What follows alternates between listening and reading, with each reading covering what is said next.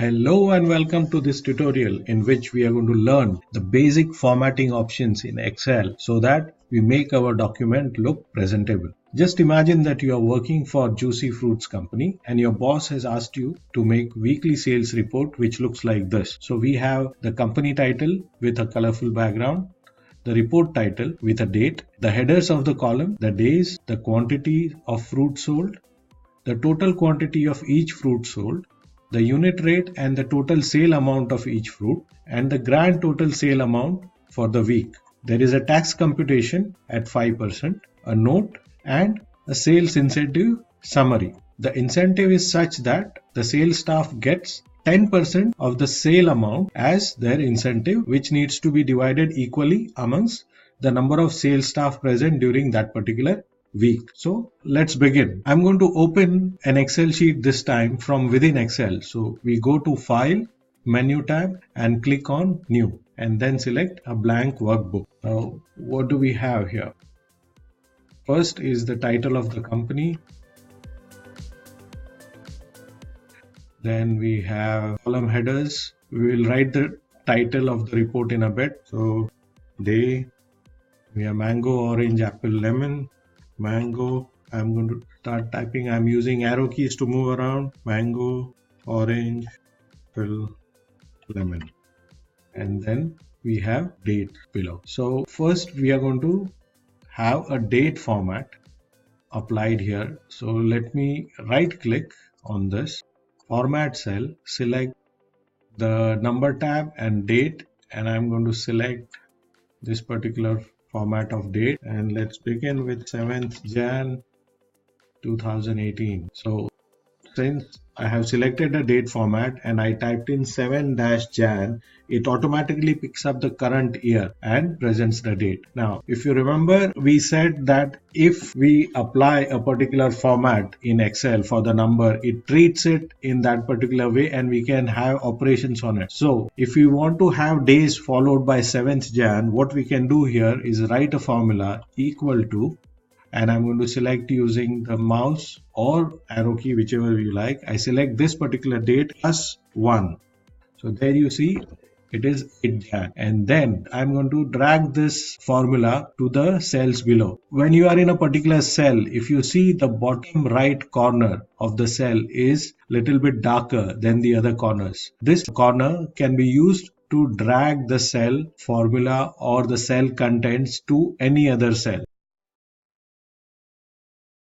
For example, if I drag it down, then there is a formula here, this plus 1. So that particular formula gets repeated. So we are going to drag it further.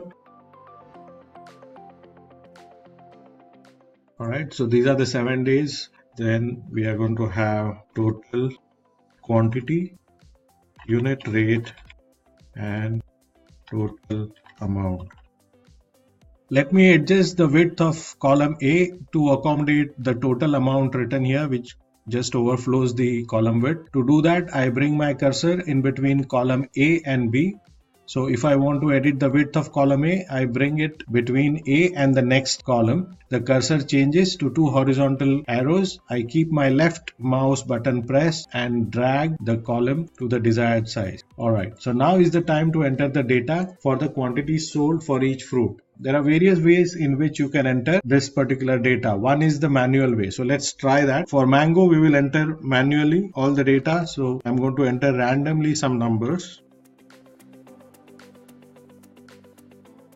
Alright, let's say number of oranges sold on each day was the same, which was say 75. Then this is how you copy 75 in remaining cells. One is you just to copy paste. So Control plus C, select this range and I do Control plus V. This is one method. Second method, let me undo this. I can undo this by either selecting this shortcut, or the undo shortcut on your keyboard is Control plus Z. Second method of filling the same number in the range below or on the right side is I drag this particular cell by holding its bottom right corner. As you see, the cursor changes when I bring it to the bottom right corner and drag it down. So the number 75 gets copied to all the cells in that particular range. Now, let's say for Apple, on the first day, amount sold was say 65, and then every other day the amount increased by 5, so the next day was 70. Now either I enter a formula here, that here I will enter a formula of this cell plus 5, or the other way to do it is when you select these two cells, Excel is going to detect a trend between these two numbers, that the second number is 5 more than the previous number, and when you drag this range of two cells by holding the bottom right corner and drag it down, all the other numbers are going to increase by 5. So this is a smart feature in Excel. It can be used in various ways. For example, you have a column called serial number in a table, type 1, 2, and then just drag this down. It will automatically pick up the remaining serial numbers in that particular order. Or let's say you have a product ID which begins with PD001 and you drag this, it will automatically take the remaining numbers in that particular sequence. So this method of dragging the cell by the bottom right corner helps you in this particular way. I'm going to delete this or let it be. For lemon, let's have another way of filling in data. Let's say the number of quantity of lemons sold depends on the quantity of apple. So every 5 apples sold, there is 1 lemon sold. So for that, we apply a formula is equal to quantity of apple divided by 5.